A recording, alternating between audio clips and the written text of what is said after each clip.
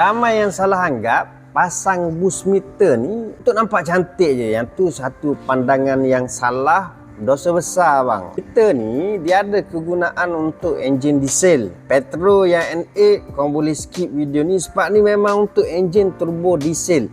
Kenapa turbo diesel? Tengok dalam meter tu dia ada 35 PSI. So meter ni sebenarnya dia untuk baca. Dia tak boleh nak kontrol apa-apa, dia sekadar untuk kita monitor. Enjin kita pakai sekarang ni okey tak dia punya tekanan.